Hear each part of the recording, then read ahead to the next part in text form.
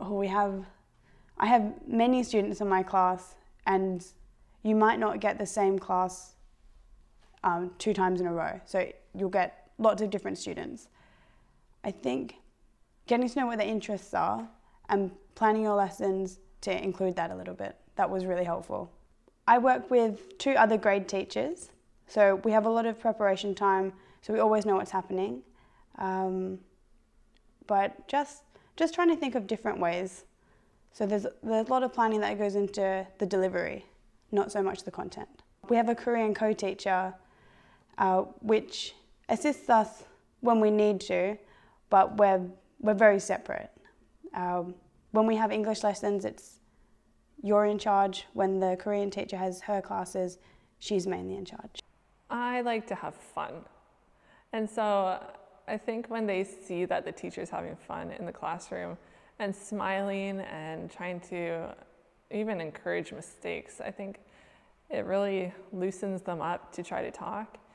And there's been already so many instances when they are trying to talk to you, but they don't know the words to use. So they might use one word and like body language. And it's really, really cool because they just like gravitate to the English. They want to learn it so they can talk to you.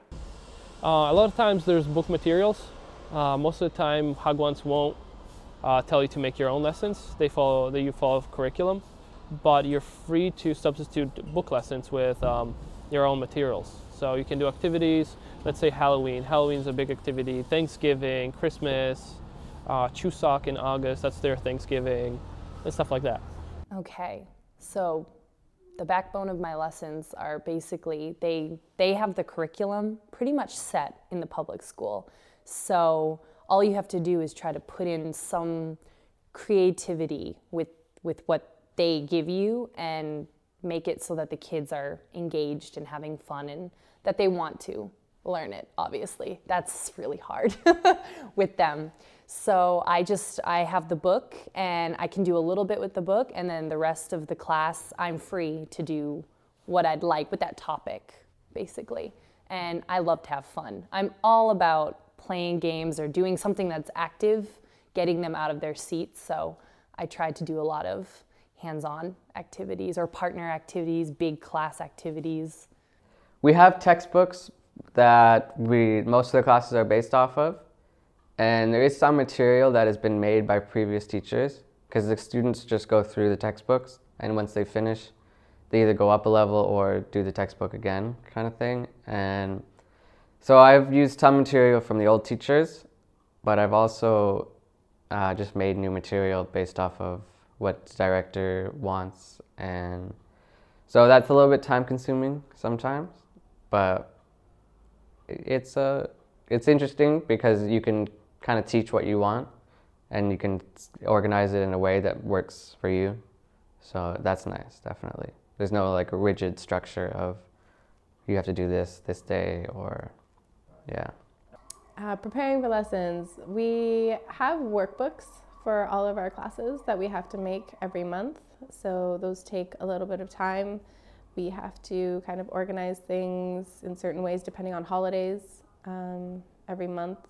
And we're actually just incorporating new material right now. So we have to figure out how to get all that in. So it takes a bit of time, but luckily all the work that we do is based in school. So between 1 and 9. So when we're not here, we have our own free time, which is good. This school is very, very focused on writing. So it's good because it allows the kids to learn to write and kind of think critically, which is good. But I think we don't really have that much say in how we get to teach this material, which isn't that much fun, but it's still okay. We like to incorporate some games to help them learn new vocabulary with the younger kids and stuff. So in South Korea, they're very respectful of students or of teachers.